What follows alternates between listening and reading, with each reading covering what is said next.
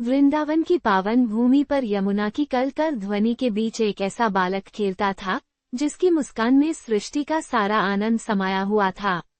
वही बालक थे नंदलाल बाल गोपाल, जिनका नाम लेते ही आज भी मन भक्तिभाव से भर उठता है।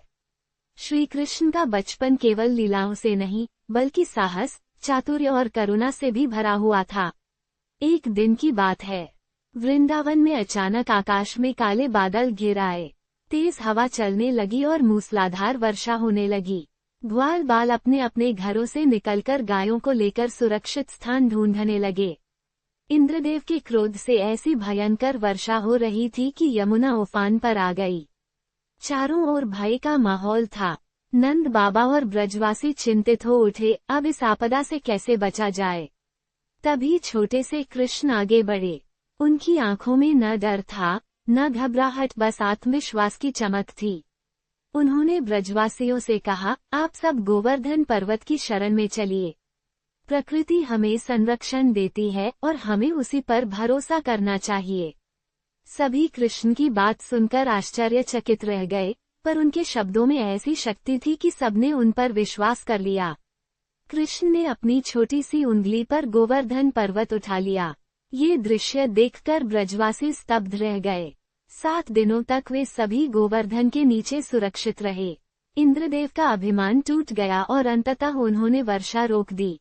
जब सब कुछ शांत हुआ, तब कृष्ण ने पर्वत को यथास्थान रख दिया। ये लीला केवल चमत्कार नहीं थी, बल्कि यह संदेश भी थी कि अहंकार चाहे देवताओं का ही क्यों न हो, वह टिकता नहीं। कृष्ण के बचपन की एक और रोमांचक कथा कालिया नाग से जुड़ी है। यमुना के जल में विष फैल गया था। लोग भयभीत थे कि कहीं कोई उसमें प्रवेश न कर ले। एक दिन खेलते खेलते कृष्ण यमुना में कूद पड़े। कालिया नाग ने उन्हें अपने फनों में जकड़ लिया। ये देखकर यमुना तट पर कोहराम मच गया। यशोदा मैया बेसुध हो गईं।